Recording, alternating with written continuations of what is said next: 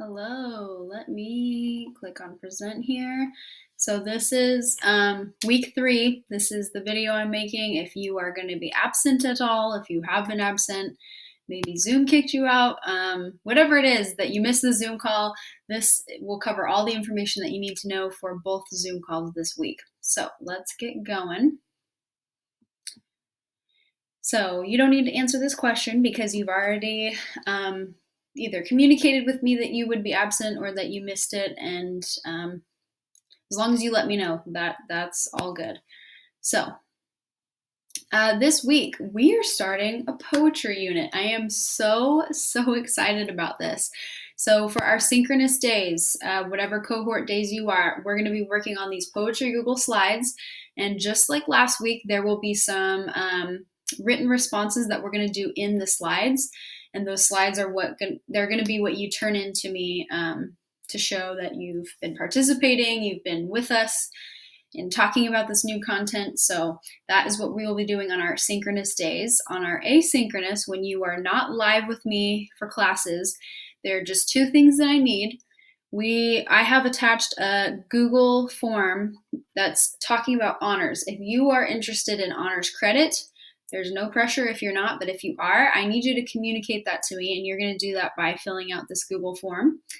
And then lastly, we're going to do just a quick post on Canvas. It's not a discussion, it's just a post that you're going to write your thoughts, and I'll be able to see it and grade it and read it. And it's called My View on Poetry. So that is under the asynchronous days in week 3 module. And then lastly, do not forget, if you haven't finished your growth mindset slides from last week or your personal reflection, both of those things are due this Friday. I'm trying to do my best to give you as much time as possible to complete your assignments, because I know you've got a lot going on. So those are due this Friday. If you haven't already submitted them to me, please make sure you do that by Friday. All right. And lastly, this is where you can find the slides. So you, in this video, even though we're not live right now, you are going to open up these slides to get your own copy. This is where you'll find it. And then once you do, we also have, this is the honors Google form that I was talking about. So if you're interested in honors and you want to communicate that to me, you should. If you're interested, this is where you'll find it. It's at the very top of our modules. And this is what it looks like when you click on it. So, okay, now that you have your Google slides up, your copy of them, welcome.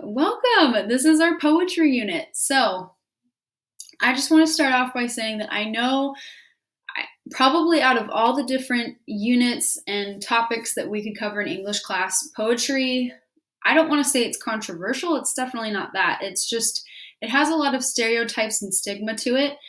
My own experience is that some students just absolutely hate it, and some really like it, and some of you just don't know what you feel about it.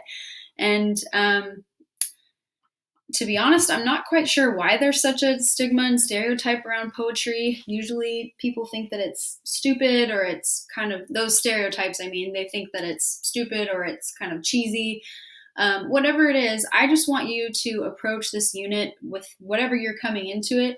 I want you to approach it with a brand new perspective, with fresh eyes, and just try to not fall back on any type of preconceived idea that you have about poetry, because I think it'll really help you get the most out of this unit. So I do want to say that the reason I'm so excited to teach this, I'm excited to teach everything to you, but that we'll be doing this year, but poetry specifically is a genre within literature that I fell in love with from a very early age. I think the first time that I can recall that was when I was in 7th grade in middle school. We did a poetry unit, and I just thought it was so fascinating. It's ever since then, it's always made me curious, and I've just really enjoyed getting to learn myself. So I'm very excited to teach you everything that I know, and to hopefully make you fall in love with it too. But if not, that's okay, because we're different people. So here's our unit overview. So some of the essential questions, some of them we'll be answering today, some of them we'll be answering throughout the unit. What is poetry? We're going to talk about that. You heard me talk about very briefly just now why I think it's awesome, but why is it awesome? Why do lots of people love it? What types of poetry exist? So, kind of subgenres within the genre of poetry. What are elements and devices that are used in poetry? And then finally, how does understanding poetic devices help me analyze poetry and interpret meaning from it? So, these are some questions we're going to be going through. And then this is how my brain categorizes things, so I hope it's helpful for you to see it like this. This is what we're going to be learning about specifically in this unit before we actually dive into reading poetry. We're going to learn about the devices, figurative language, and types of poetry. These are definitely not the extensive list, but just to give you an idea, devices are things like stanzas and rhythm, figurative language, a couple of them, alliteration, metaphor, and simile, and then types of poetry, there's narrative, blank verse, lyrical, there's a whole bunch, but this is just to give you a quick snapshot of the backbones to poetry that we're going to study first before we actually learn. By learning, I mean reading poetry and writing poetry. We have to have this as our backbone foundation before we can continue on there. So there's that. Okay, this is where you get active in your slides. So what is poetry? I have some sentence frames up here for you. Poetry is blank. I think poetry is blank. Based off my prior knowledge, poetry is blank. So I want you in this space right here in your copy of the slides to type your response. What is poetry to you? How would you define it? So go ahead and take a minute or two to do that. And then you pause this video, and then when you're done, go ahead and come back and press play. Awesome. Thank you for doing that. Okay, remember, we're not submitting our slides quite yet. It'll save automatically, but hang on to those because we have a couple more things to write. So, poetry. Poetry is a genre of writing that includes specific poetic devices, but more importantly, poetry usually expresses vivid emotions and ideas. It's a way of writing, it's a category, it's a genre of literature, and a huge focus across all different types of poems throughout history is that they really focus on emotions and ideas that are kind of encapsulated within stories, personal stories usually. There are so many of them, but that is, if you could sum it up, that's what poetry is. So whatever you wrote down for your answer, if you feel you want to add more, go ahead and do so. We're going to keep moving along here. Okay, so what is poetry again? We're going to watch a video because videos are awesome, specifically TED Ed videos, which is what this is. TED Ed, what makes a poem a poem? Go ahead and pause this video to go into your slides and click the link for this TED Ed video. It's about 5 minutes long. Watch it and then come back to our little presentation here and we will keep going with our notes. So go ahead and watch what makes a poem a poem. All right, after watching that video, I want you in your version of the slides, what makes a poem a poem? If you could describe to somebody the top 3 things that you learned in that video of what makes a poem, what would you write? So go ahead and spend about 2 to 3 minutes thinking about your response and writing it in your copy of the slides. And then when you come back, or when you finish that, come back to this video and we will keep going.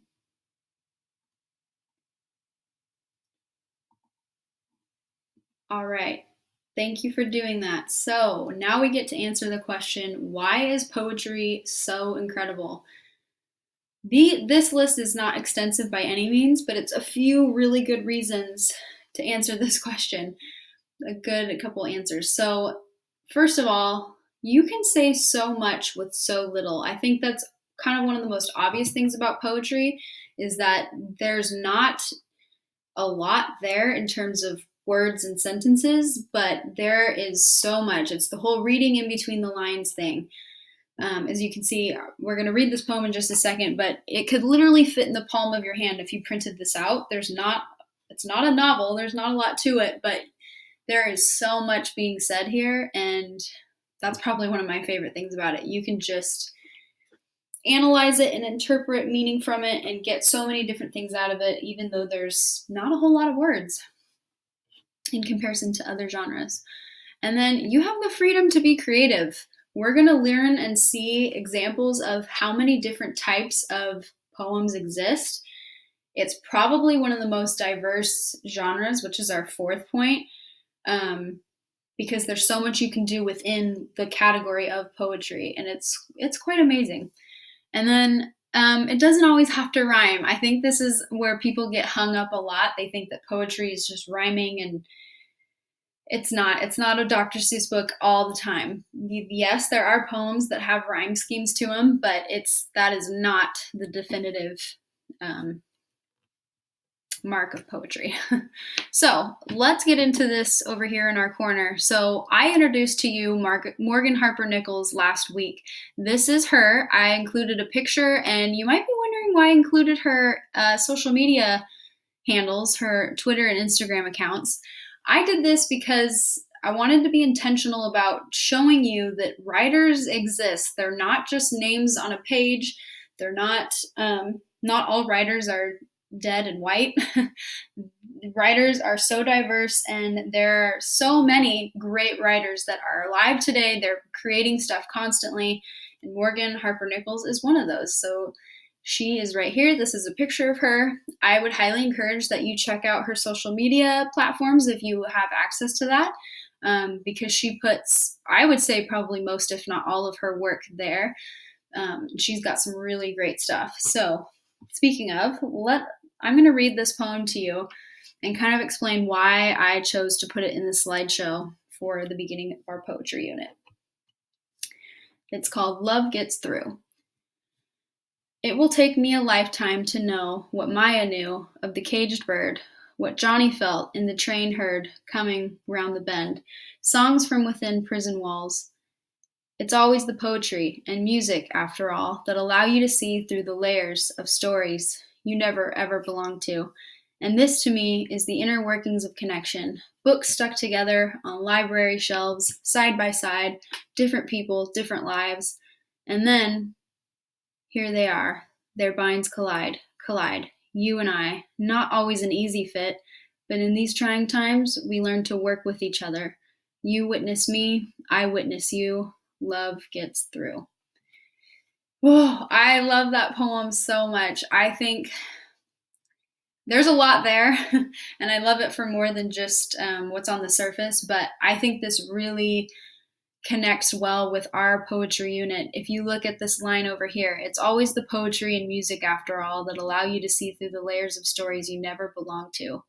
That, to me, she's speaking to how there's many things that can be a window to other people's lives, but poetry and music are two huge outlets for that. When you listen to music, when you listen to the lyrics, when you read poetry and you listen to poetry, it gives you access to learn stories and to hear stories from other people. And it's just a great way to become more empathetic and compassionate and to be understanding of other people, just getting to know their stories. And that happens through music and through poetry. So I would encourage you to read this again. It's a really, really good one, but this is Morgan Harper Nichols, so that's there for you. Okay, what does poetry look like? Your first thought after me asking that question might look like something like this. Or like Morgan's poem here. It's just a couple of stanzas. There's really not a whole lot to the page. Very simple, and you'd be right. This is poetry, but it also looks like this. These are two novels that are written, young adult novels that are written in poetic form. And this book right here, Jason Reynolds' Long Way Down, it is this. This is a picture that I took out of his book. So, sorry, okay. Poems are not always just one poem standalone, that's it, on one single sheet of paper. Poems can be turned into novels, and these are two incredibly well done, written young adult novels. Jason Reynolds is the National Ambassador for Young Adult Literature for the Library of Congress. He is probably one of the most rising stars in the whole young adult poetry, not just poetry, literature world. He is fantastic. He has a lot of books. Long Way Down is one of his newer ones, but that's one that he wrote completely in poetic form. And then Jacqueline Woodson, if I'm not mistaken, was also the young adult ambassador for young adult literature at one point. She's not anymore because Jason has that title now, but she kind of wrote a Brown Girl Dreaming is kind of an autobiography of her life, but it's written in poetic form and it's also fantastic. So again, I have their social media platform handles here for you to take a look. They are alive in the 21st century. They're still creating things. I would really, really recommend that you look them up. But poetry looks like this. It can be in a novel. And also, it can look like this. This is Brandon Leake. He just won the entire America's Got Talent show like a week ago. So go ahead and pause this video and click on this link. This is his audition video. It's about 5 minutes long. And I want you to watch this and just set aside any other distractions and just watch it. And then we're going to come back and answer a few things. So go ahead and do this. Okay. Woo, that was moving, right? So Brandon Leake, America's Got Talent winner. He is a poet. He's a writer. He performs his poetry. And after watching that video and seeing his performance of his poetry, I want you to write down 3 things. One thing you noticed, one thing you liked or loved, and a question that you have. So go ahead and spend some time doing that, and then continue on with this video.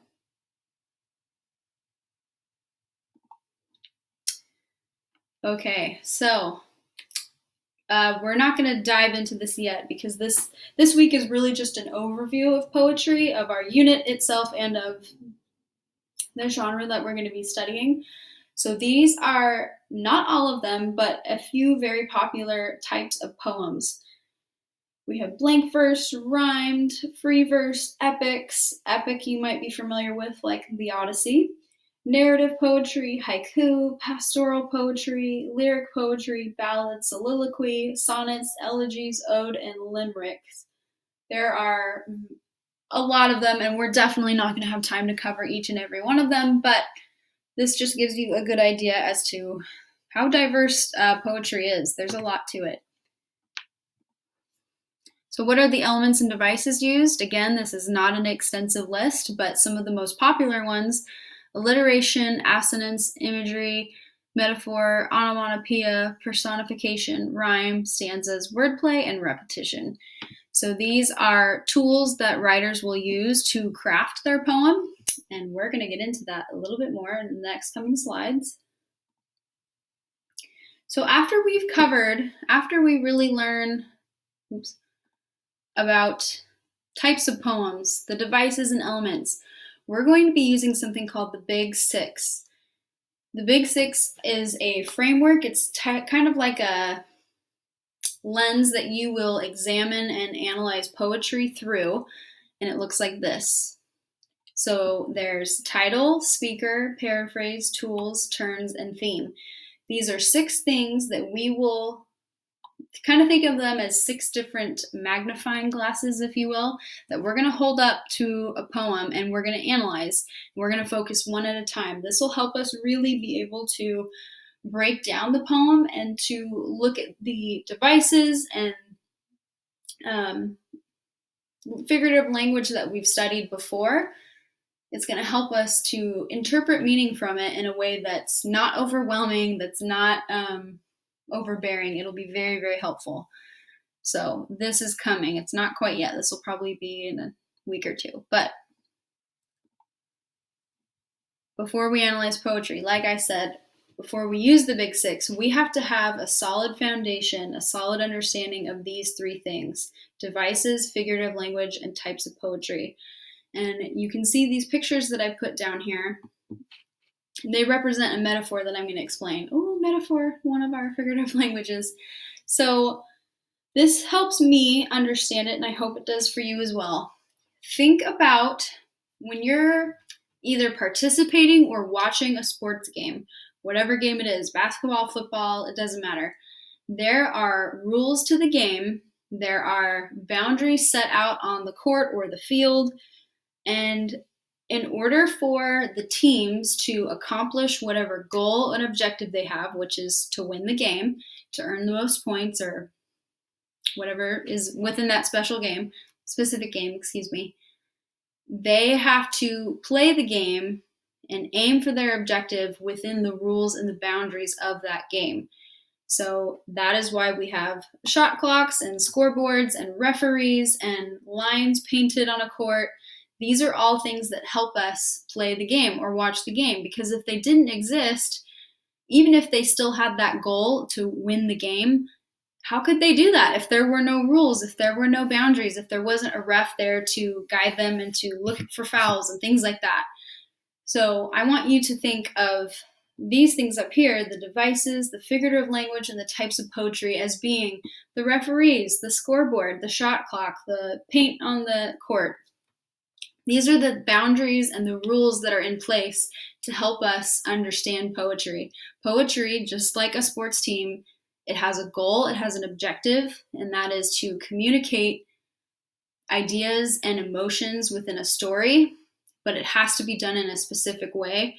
Otherwise, it's just confusing. So I hope that metaphor helps. This is something that I've come back to time and time again, and it really helps me understand and appreciate learning these things, even though it can feel tedious at times, but they have a purpose. They help us understand poetry as a whole, and they help us to analyze and interpret meaning from them.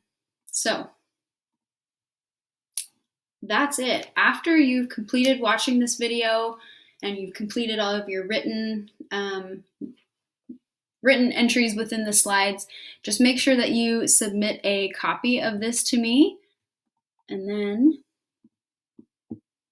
you'll be all good to go. And also, let's go back. Don't forget about the honors Google form and the My View on Poetry. And if you have any questions, as always, go ahead and contact me. But that's it. That's week 3.